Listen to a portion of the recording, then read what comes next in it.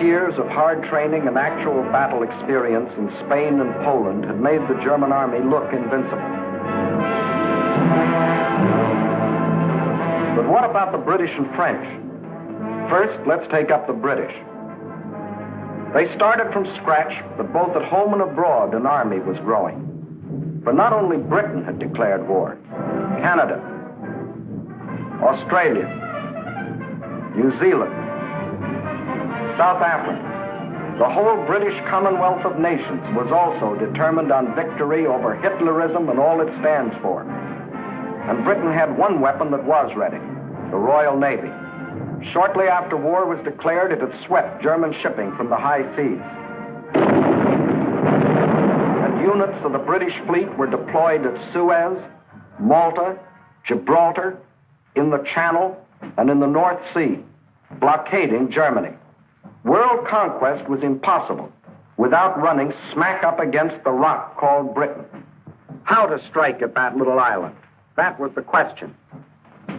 Between Britain and Germany stood not only France, but the little countries of Luxembourg, Belgium, Holland, Denmark, Norway, and Sweden.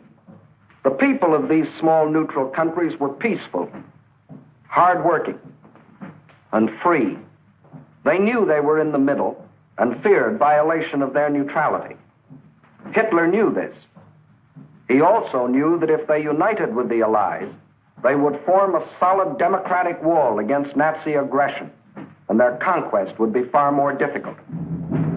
So before striking with his armies, he used another weapon, the propaganda barrage, to confuse, to make them lose faith, to divide and conquer. To lull the fears of the little neutrals, Propaganda Minister Goebbels told them Germany didn't want a war at all. It was Britain and France that caused all the trouble. Then it was Hitler's turn.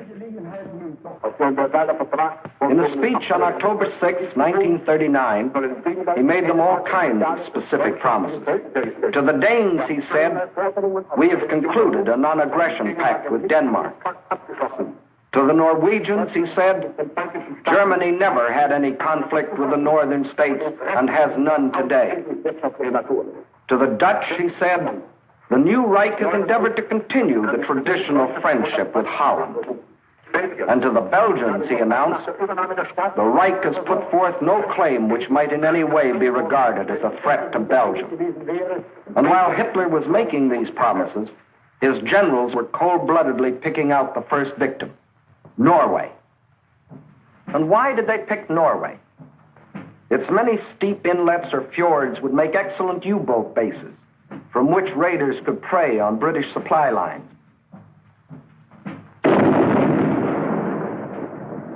Also, it would give the Nazis vital air bases. This is Scapa Flow, British naval base, and this the blockade fleet. At this time, the German-based bombers couldn't reach them. Possession of bases on Norway's western shore would bring these vital British defenses under easy bomber attack. But he couldn't take Norway without also taking tiny Denmark, the springboard for his attack. So at dawn on April 9th, 1940,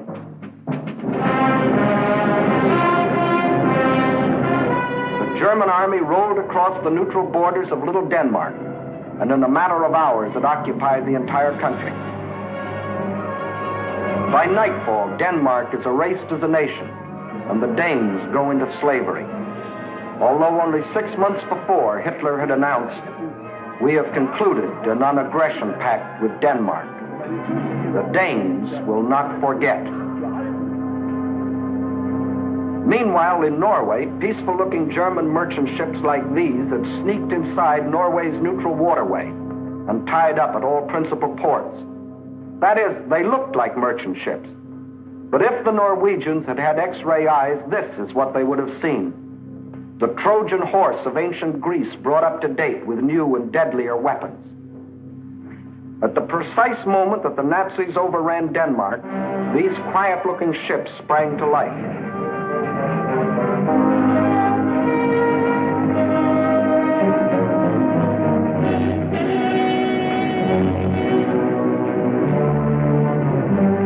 At the same time, Nazi warships, discovered along the entire coastline, started steaming up the Norwegian fjords.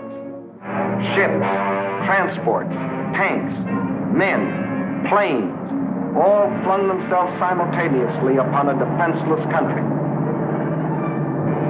Airborne infantry seized every strategic Norwegian airport. The whole job was made easier by treacherous fifth columnists, led by Major Quisling, who seized power and issued orders to suppress resistance. Nazi warships steamed past silent guns that could have blasted them out of the water. This was one of the most amazing acts of treachery the world has ever known. It brought Major Quisling international fame, making his very name synonymous with the word traitor. By the afternoon of April 9th, the Germans were in complete control of all 7 ports where they had landed in the morning.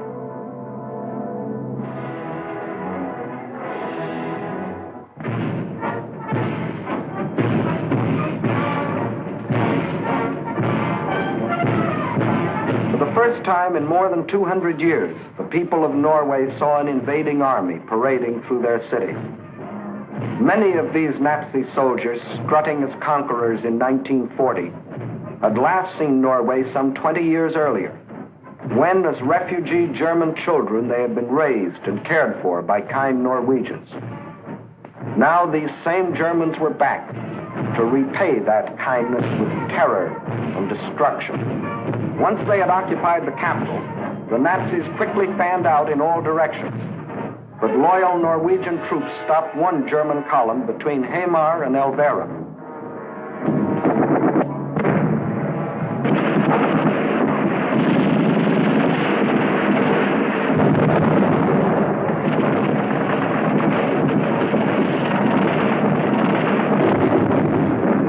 So the Germans brought up their bombers.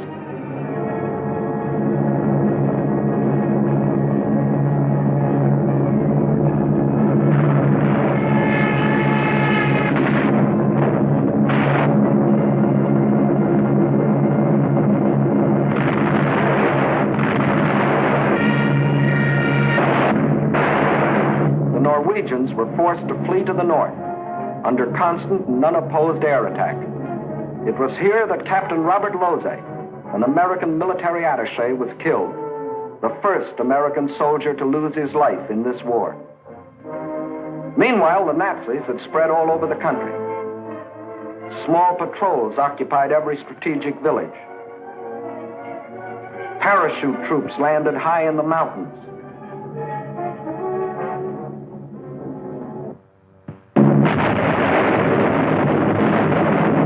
Unopposed bombing raids sent defenseless civilians fleeing in stark terror.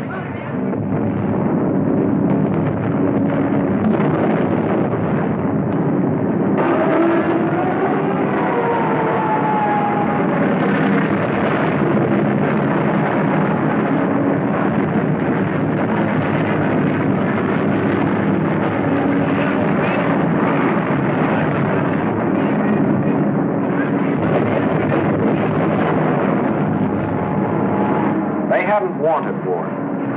They had done everything to avoid it. Hoping they could escape the Nazi scourge, they had compromised and tragically failed to unite with the other democracies. And now they faced the scourge defenseless and alone. For before the Allies could come to their aid, the Germans were in control of all principal ports. Regardless of this, British, French, and Polish contingents plunged in and made several landings along the Norwegian coast. They landed forces north and south of Trondheim and attempted an encircling movement on the city under constant, heavy, and almost entirely unopposed air attack.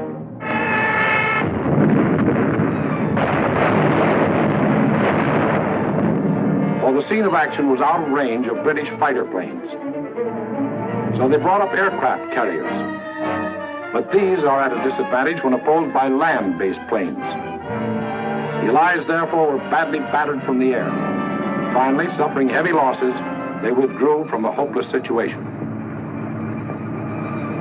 Further to the north, at Narvik, they met with better success, inflicting heavy naval losses on the Nazis.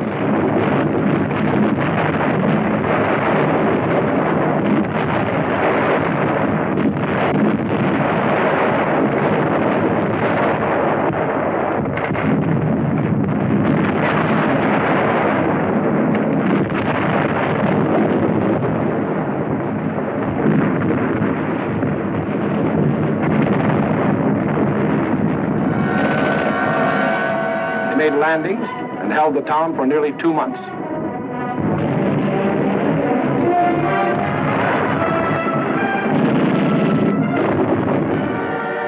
Incidentally, they also took their first prisoners of the present war. Again, the Nazis' overwhelming air superiority proved a deciding factor. And the Allies were forced to withdraw under terrific air bombardment.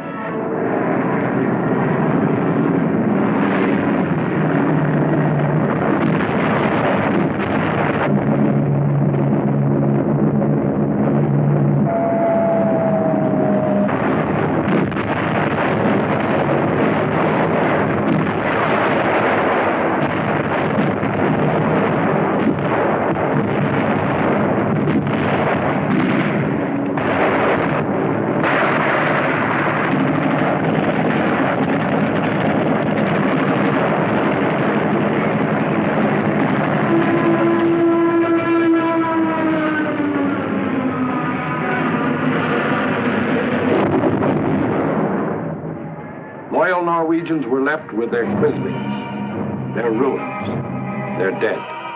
Even though 6 months before Hitler had said, Germany never had any conflict with the northern states and has none today. The Norwegians will not forget. And Hitler had another victory. He had hijacked 2 more countries. The world wondered and sometimes marveled at this man's efficiency. Gangster Dillinger was efficient too.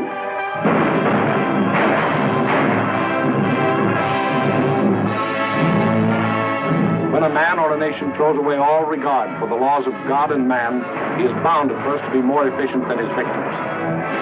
Society had a police force to deal with Gangster Dillinger, but it had no police force to deal with Gangster Hitler. So he clubbed Norway into submission and got what he wanted, bases for use against Britain. Now he had the northern claw of an enormous pincer movement. A drive through France would give him the southern claw. Blockade by U-boats coupled with mass bombing attacks would weaken the British for final invasion. Then, with Britain gone, Germany could reach out in all directions for world conquest.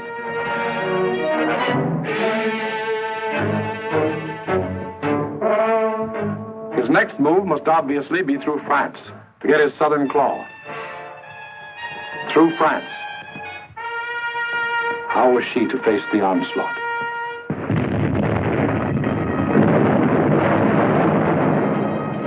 These scenes are ancient history. They occurred in 1914. The German armies, without warning, had smashed across neutral Belgium, invaded France, reached the River Marne only a few miles from Paris.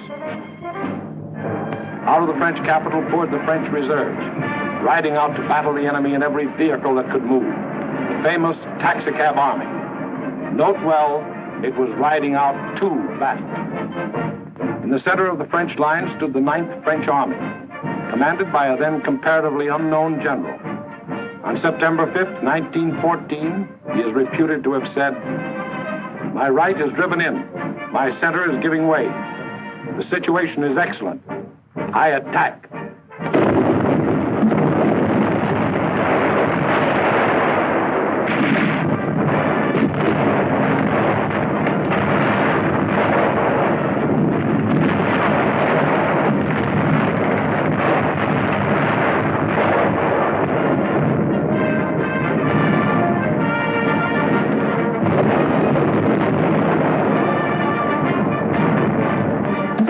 Did attack.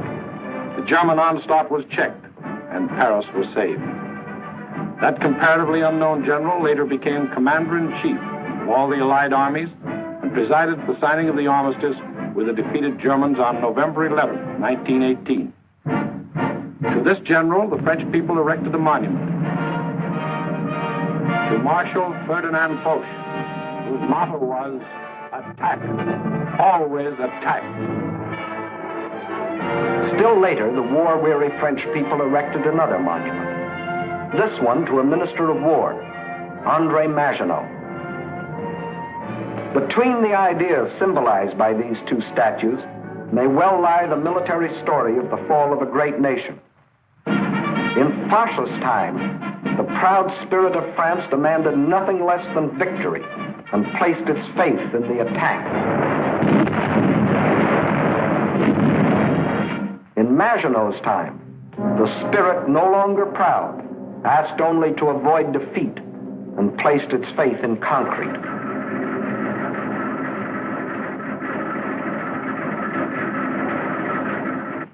So the French built the mighty chain of fortresses called the Maginot Line. These tremendous bastions were built deep into the French land. They were connected by underground passages and railways, guarding France's eastern borders facing Germany. And when France was finally forced to declare war against the rising Nazi menace, the French troops, instead of attacking, were marched into their modern caves to wait for the Nazi blitz to smash itself against the Maginot Line. And their generals, headed by Marshal Pétain, proudly announced, "Whoever makes the first move in this war will be hurt." But Hitler didn't go near the Maginot Line. That was France's strong point. Instead, he attacked the weak point. Hitler knew that the French had tried to avoid war instead of preparing for it. That knowledge was one of his greatest weapons. He knew they had planes, but he knew they were antiquated. He knew they had tanks, but he knew they were few in number and lightly armored. But most important of all, he knew that France had become a cynical and disillusioned nation. What made this change in the French spirit? In the first place, between 1914 and 1918, the French suffered more than 6 million casualties in the heroic defense of their land against German invasion. The flower of an entire generation was lost, with its stimulus of new blood, new determination, new ideals. Secondly, the failure of the League of Nations, to which the French had pinned their hopes of peace, the corruption of many in high places, the greed of special interests, all had combined to shake the faith of the French people in their democratic ideals. And when a people loses its faith in its own ideals, it is ripe for the insidious words of the devil. France still looked like an imposing castle, but Hitler's political termites had so gnawed away the binding of national unity that the castle was ready to crumble.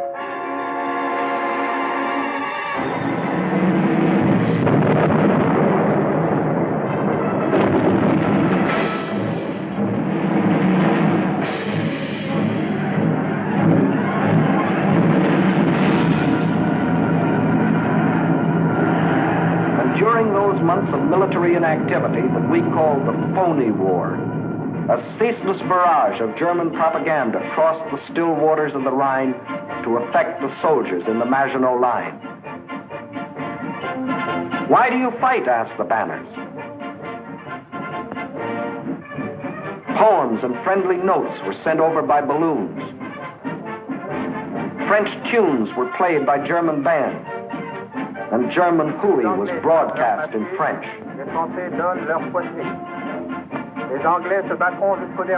The British will fight to the last drop of French blood. You have been deceived. This is an imperialistic war for Britain. We Germans want nothing of France.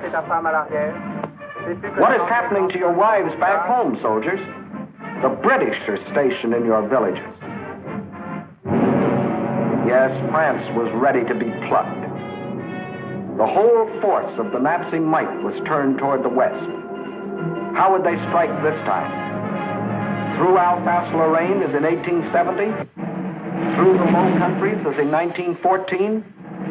What was the 1940 model conquest? The French considered the Maginot Line utterly impregnable, and therefore believed the Germans would again try a swing through the Low Countries as in 1914.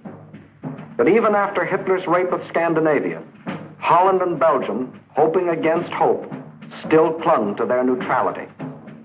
So the French massed 78 divisions here along the border of Belgium. 17 were in the Maginot Line. 10 divisions here in case Mussolini got bold. 3.5 as a safeguard against Spain. The British had 10 divisions here. The Allied strategy in the event of an attack against the Low Countries was to swing their armies like a gate into Belgium, the hinge being the north end of the Maginot Line. This all-important hinge was protected by the forest of the Ardennes, a hilly and thickly wooded area, honeycombed with streams, its roads narrow trails, its bridges too weak for military vehicles. French strategists estimated the forest of the Ardennes impassable for armored forces. As you will see, this was one of the costliest estimates in all military history. That was the situation on May 9th, 1940.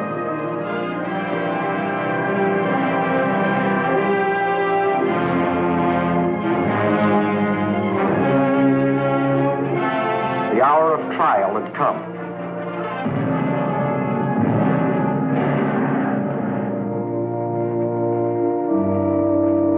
The people of the democracies prayed for strength to meet the coming hurricane of terror.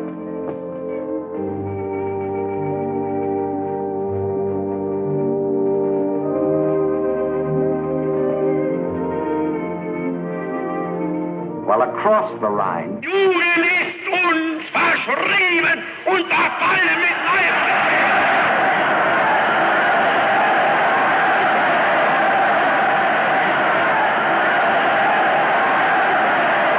delirious madness possessed the German nation.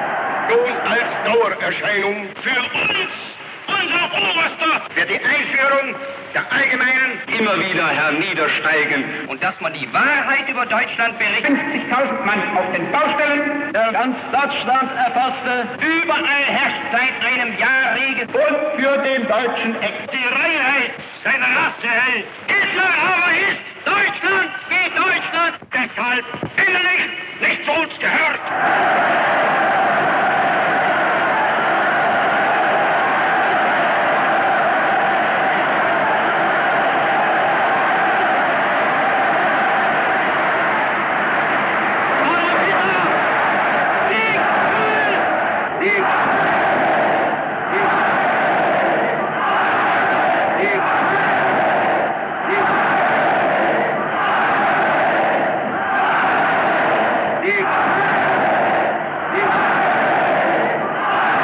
Der Tag had come.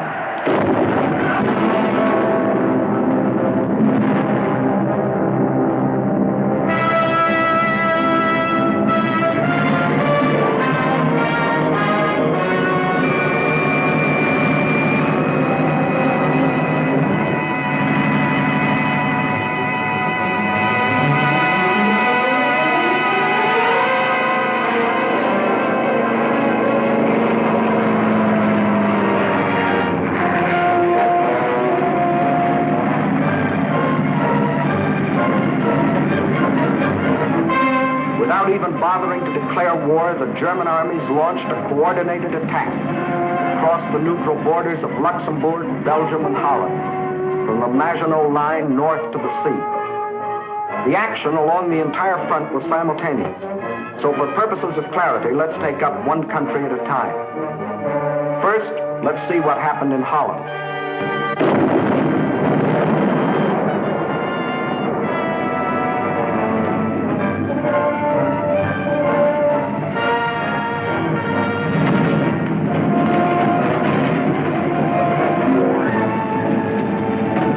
Nazi ground forces smashed through the improvised and hastily erected border defenses. But the main attack was to come from the air, far behind the defense lines.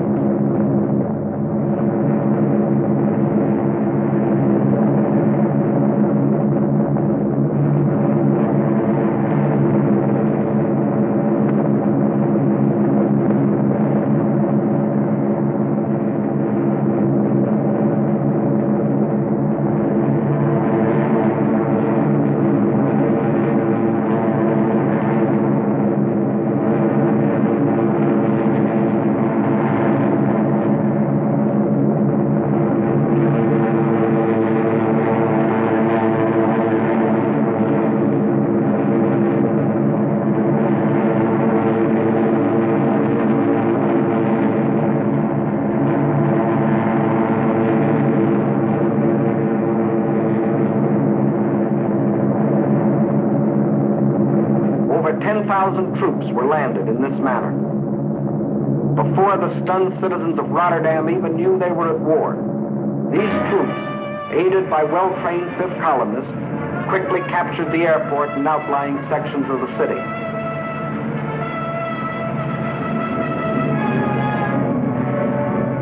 Meantime, Nazi armored columns were racing across the country, their progress speeded by other fifth columnists who prevented the destruction of vital dikes and bridges.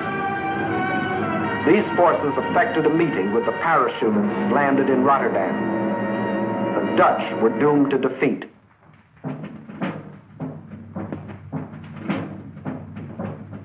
On the fourth day of the invasion, the Nazis gave the Dutch general an ultimatum. All Dutch resistance must cease, or Rotterdam will be bombed flat.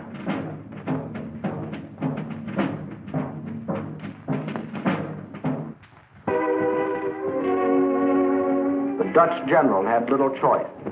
To save the lives of innocent civilians, he accepted the German terms. But after the unconditional surrender, the Nazis bombed the city anyway.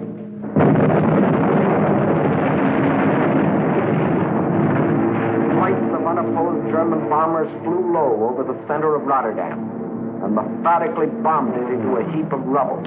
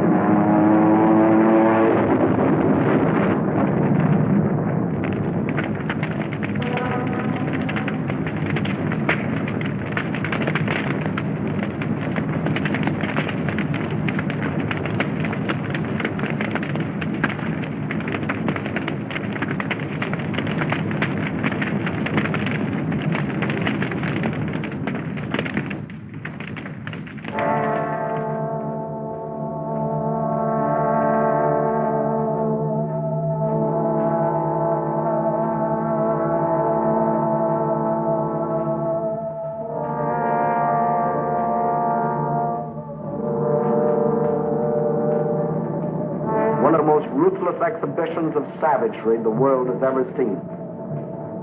Over 30,000 men, women, and children were killed in the space of 90 minutes. Though only 6 months before, Hitler had said, "The new Reich has endeavored to continue the traditional friendship with Holland.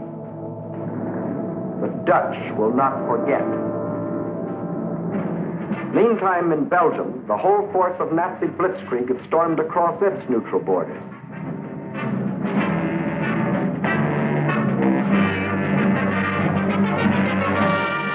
The main German attack was directed at the Albert Canal-Meuse River line, the anchor of which was Fort Iben-Amael, a modern and seemingly impregnable fortress. The Germans had secretly built a replica of the mighty fortress in Czechoslovakia and had rehearsed the attack until they knew every detail of the fort's construction and its every weakness. When the real attack came, it was foolproof. Parachute troops, dive bombers, flamethrowers, specially trained engineer battalions, all working together as a well-trained team.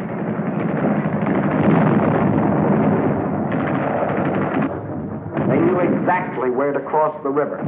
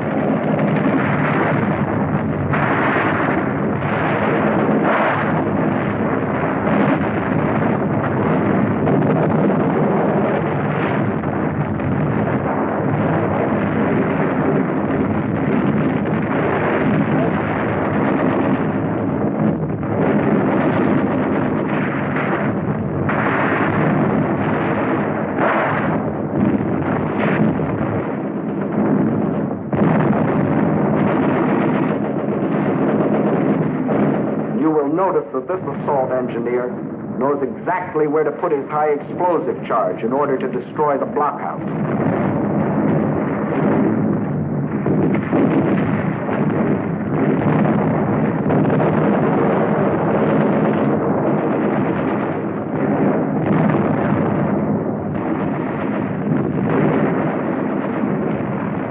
Fort Iben-Amael withstood the Nazi attack exactly 2 days. And the German armies rolled on.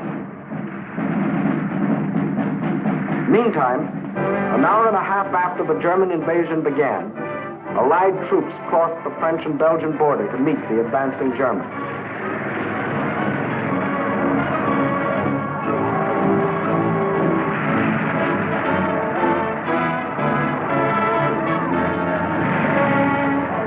As they raced across Belgium to take up their defense positions, they met an obstacle they hadn't counted on.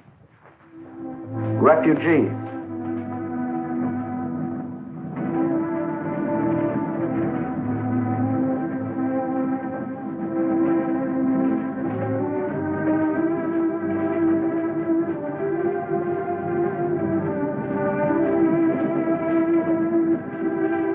And the refugee-choked roads didn't get that way by accident.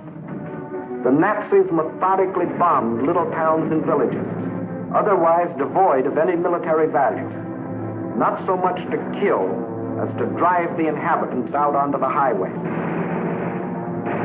Then, by expert machine gunning, the Nazis would herd them along in terror-stricken flight to hopelessly entangle the advancing Allied armies.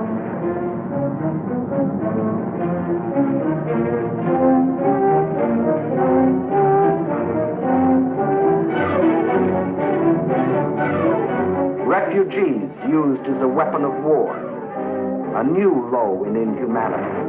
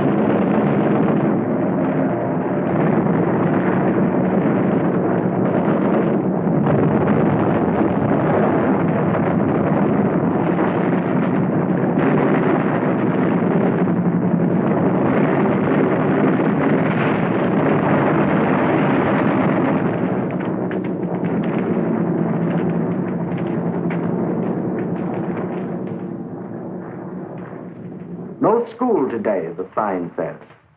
The children are otherwise occupied.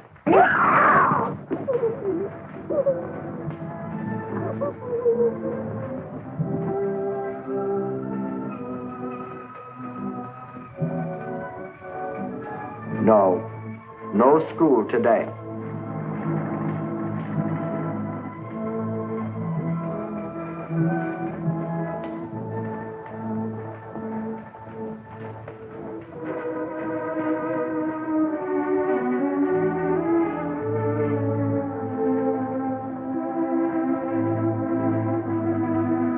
Although only 6 months before, Hitler had announced, "The Reich has put forth no claim which might in any way be regarded as a threat to Belgium.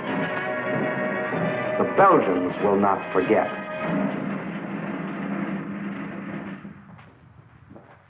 And what about the Allies? They were convinced that the German attack on Belgium and Holland was the main thrust, and according to plan, had swung their armies like a gate into Belgium. But the attack on Belgium and Holland was only a feint. The main German attack was to be centered where the Allies least expected it, through the Ardennes forest. For this decisive blow, they had secretly assembled the mightiest striking force the world had ever seen, including 45,000 armored vehicles.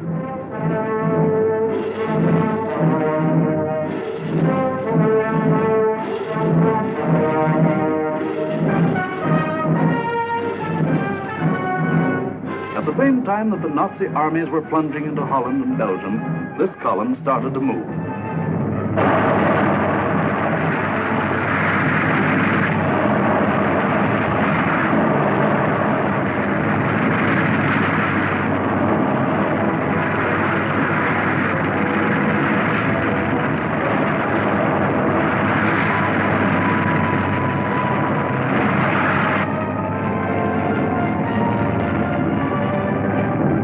Well-trained engineer battalions went first.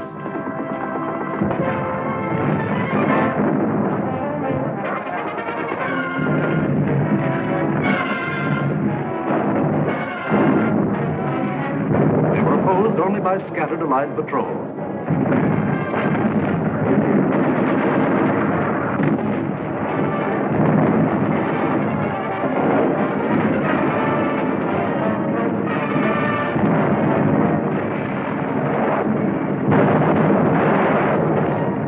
They cleared pathways for the tanks to follow.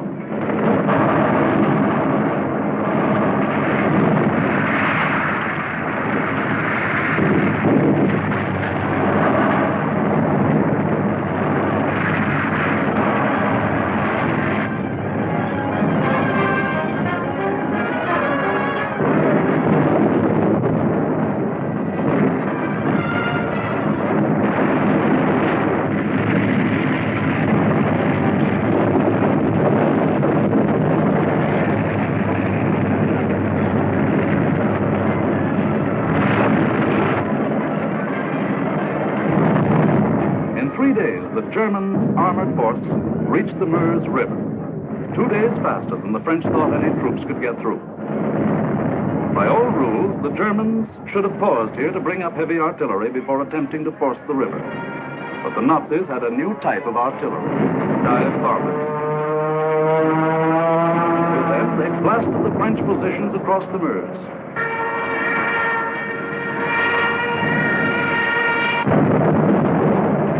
With feverish haste, the Germans laid a barrage across the river with anything and everything that would shoot.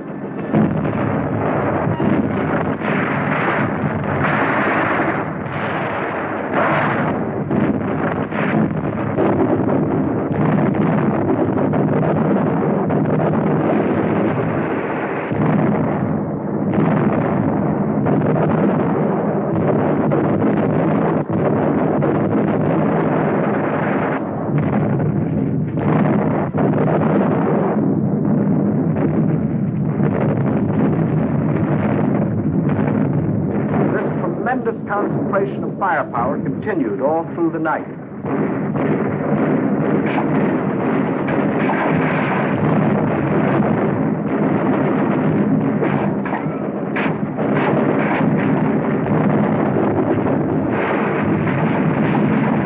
By the following day, shock troops were able to get across the river.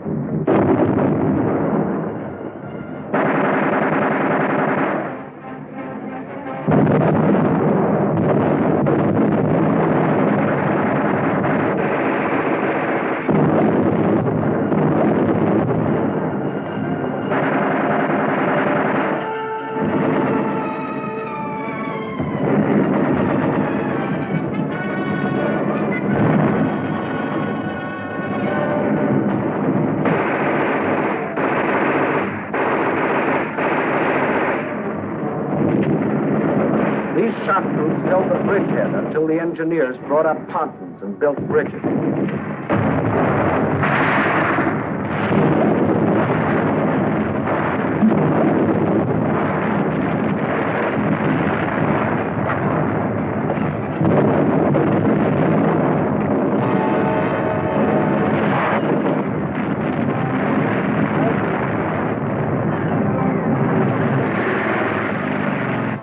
Then, without wasting a moment, across these bridges, the main armored force of the German military machine rolled through to Sedan for the all-important breakthrough into a dismayed and flat-footed France.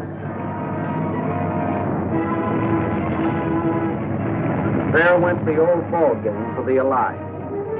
From here on, it was only a matter of how long.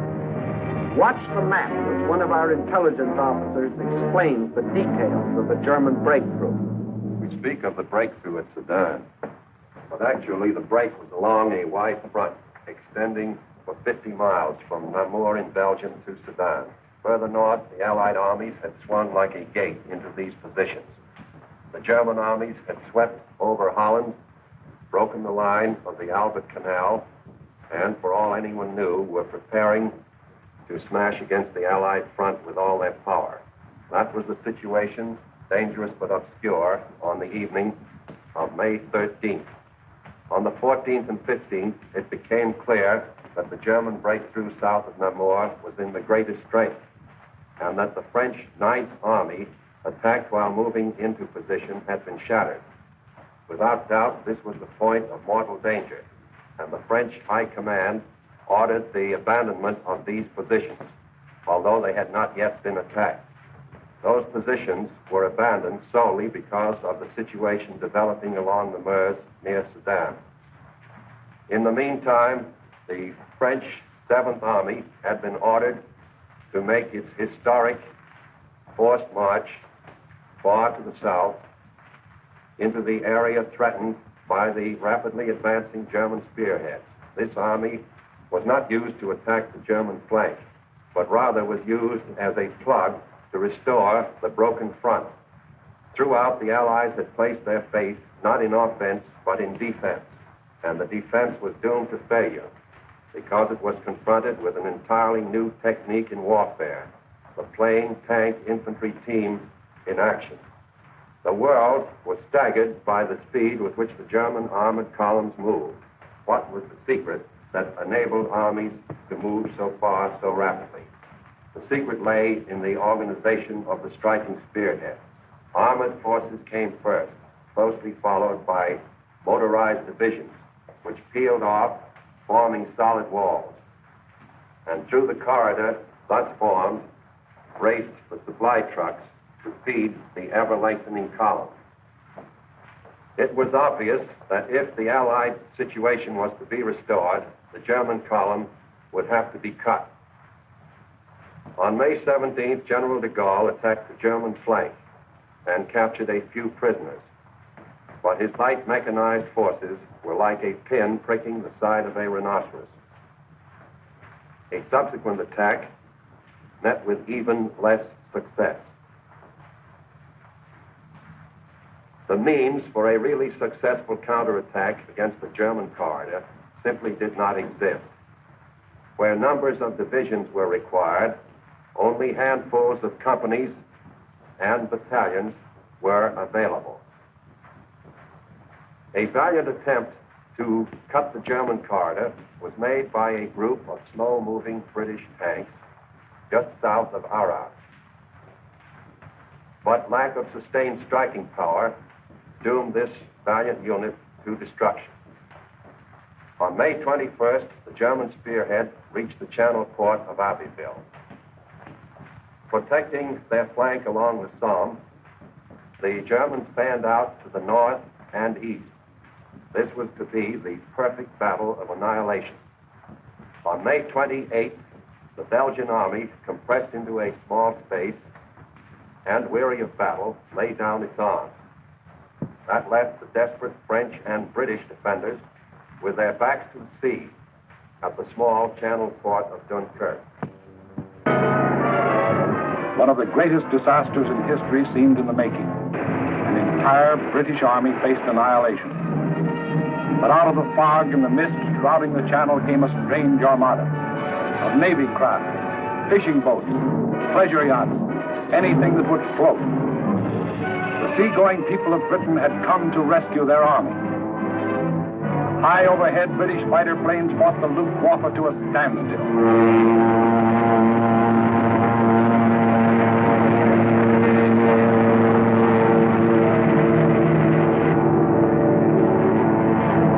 While below, small Allied suicide units held the Germans back long enough for the miracle of Dunkirk to take place.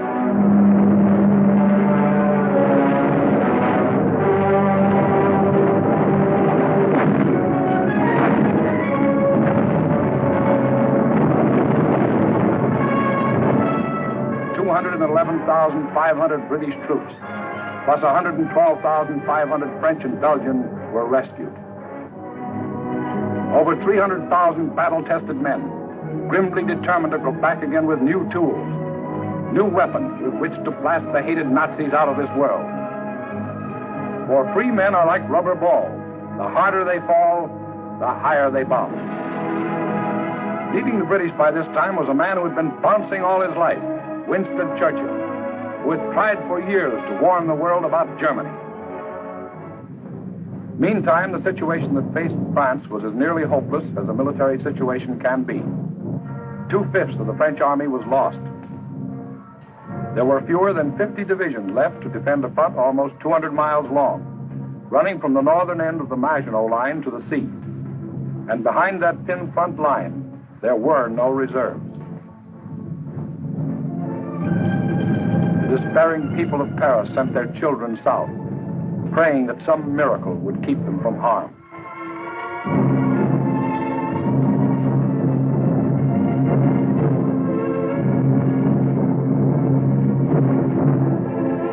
The hopeless men of the French army, without adequate arms or equipment, braced themselves for the coming blow. The first blow fell on June 5th. The French resistance was determined, but by June 8th, the left flank army had been shattered, and a general withdrawal was ordered to the line of the Marne and the Seine. On June 9th, the German main attack came. Within 2 days, the German armored and motorized divisions roared out into the open terrain. With this breakthrough, the issue of the Battle of France was decided, and from that time on, there was official talk of an armistice.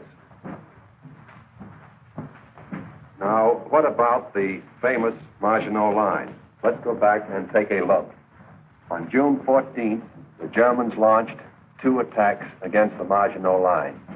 In both cases, penetrations were effected. But we must remember that this was against fortifications defended by men devoid of hope. In the meantime, Mussolini, now thinking it safe, sent his division racing across the border. The hand that held the dagger has struck it into the back of its neighbor.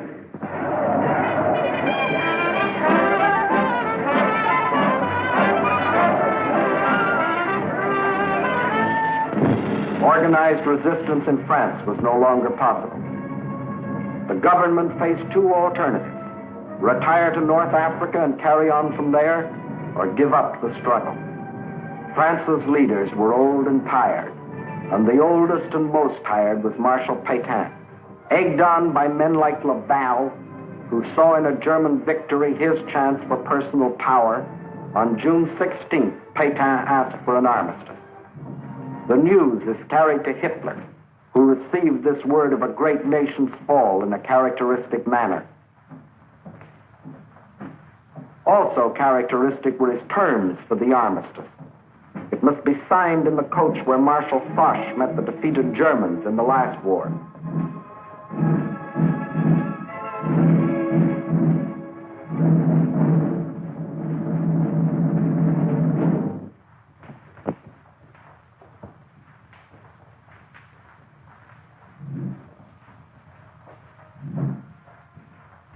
The French delegation arrived to pay the final price of French disunity and the treachery of some of its leaders. The final price, a price that for centuries to come, the French won't forget. More than 3/5 of their country was to be blacked out by a military occupation. The remainder was to be controlled by a French government acceptable to Hitler. A tax of 400 million francs a day was to be imposed on the French people to support the German army of occupation. Nearly 2 million French prisoners of war were to be taken into Germany and kept there as hostages, to work as slaves or rot of hunger, tuberculosis, or other diseases in concentration camps.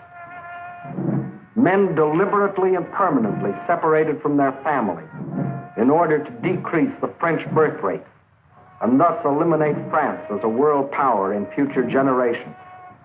French civilians, men, women, and children, must slave on farm or in factory for the Nazi master race or starve. There will be a class of subject alien races. We need not hesitate to call them slaves. French children were to grow up on such inadequate food that many would reach the age of 12 before they grew new teeth. And for any attempts to protest against these restrictions, thousands of innocent French civilians would be executed. This was the price the French were to pay as they signed the armistice. And a master of the master race must go to Paris to tour the streets of what was once the City of Light. You notice no cheering crowds here to welcome in the new order.